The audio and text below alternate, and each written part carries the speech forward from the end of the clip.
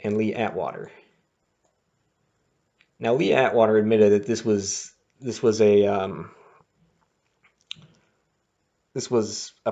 setup on his deathbed. Not only that, it was published and circulated by these by the National Enquirer, which is owned by these New York media moguls that have mob connections. So it's it's I don't know if you could call that a clean election either. None of these really were. And then finally, you get his VP, who one writer noted was more Bush's twin than Dukakis.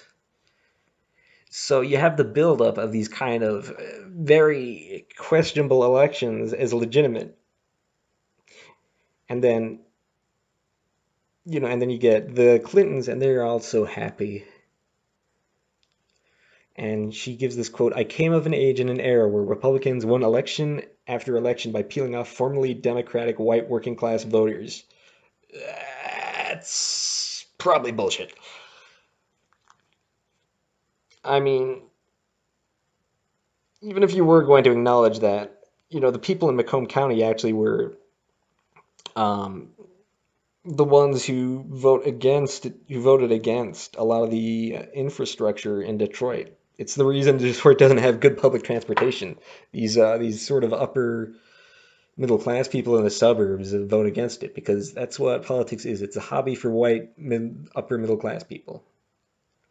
So she says her big success, Bill Clinton ran for president in 1992 to prove that Democrats could compete in blue-collar suburbs, no such thing, and rural small towns without giving up values. Can't do that if they don't exist.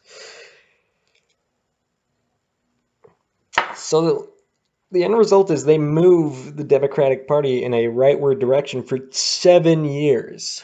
7 years before getting anywhere. And even then, it's not even moving in one direction. It's like these new Democrats don't have any support. So 2 years later, they launch a counteroffensive in 1994, and then they have to shift rightward again. Another one that's brought about by their people, Morris and the DLC and all that. So they ran a three-way race with a sex scandal against a Cold War ghoul who had a lot of money from AIPAC, the Israel lobby, because he was actually kind of scaling back U.S. foreign policy.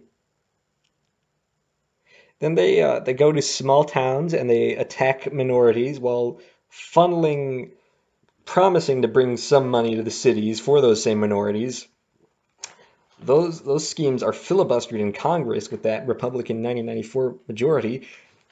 That brings another shift rightward, and then they turn around and they call that a victory for the working class. Now, how would you know for sure that the working class doesn't actually vote for them? Well, okay, I'll give you one story.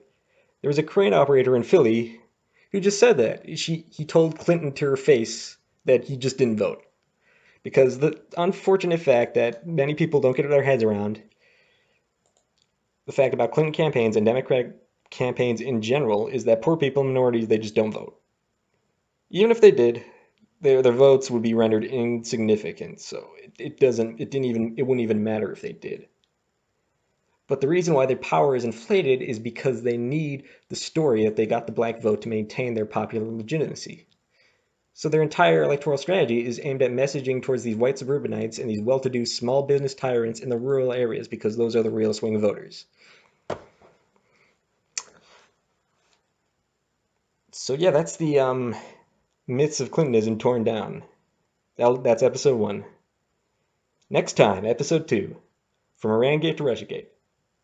God forgives, the Hill does not. With the myths of Clintonism in hand, the direction of this movement veers in an increasingly bloody direction before being undermined by the very forces that created it in the first place. How we still deal with the fallout of their retribution.